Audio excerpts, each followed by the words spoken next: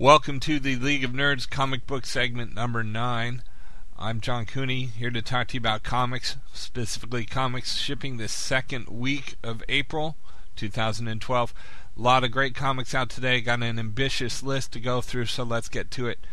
Coming out from DC today, we've got Batgirl number 8, which promises to reveal a traumatic incident from Barbara's life, a secret from the Gordon family that hasn't been revealed before.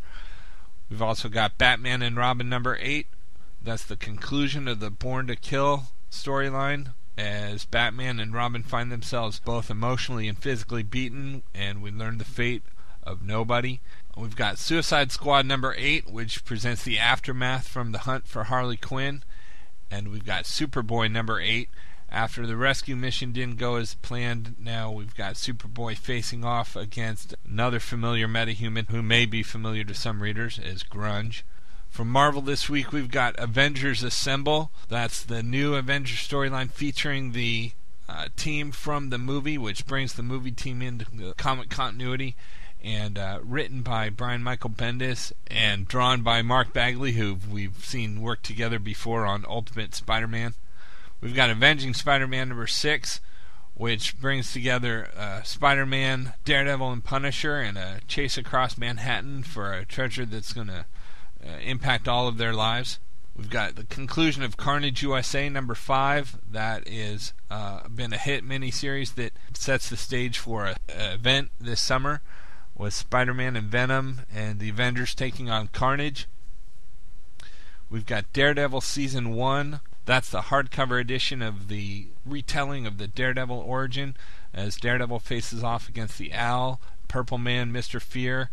It's retelling those first storylines in a new way, bringing those up to date. We've got Fantastic Four 605, which features the Fantastic Four of 3030.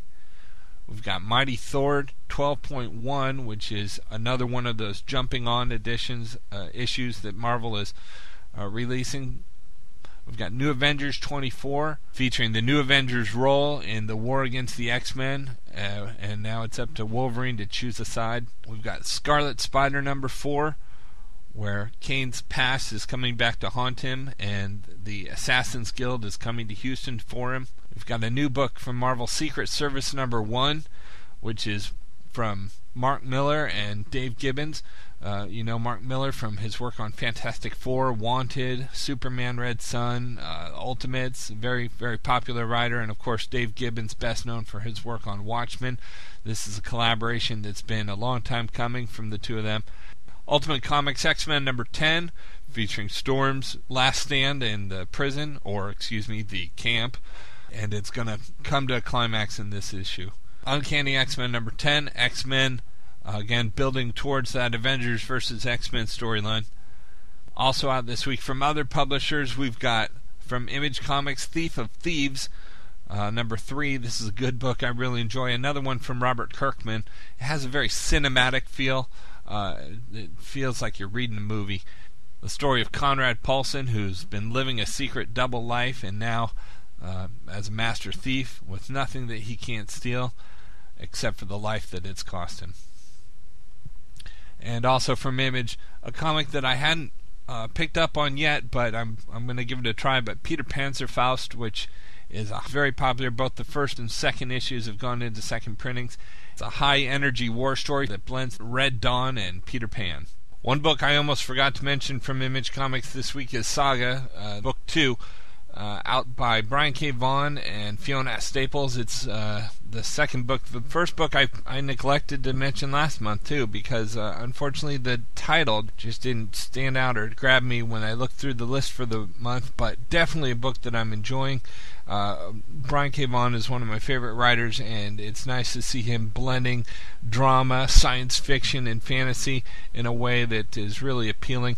It is unfortunately a mature book. There's some nudity and some mature language in it, but it does.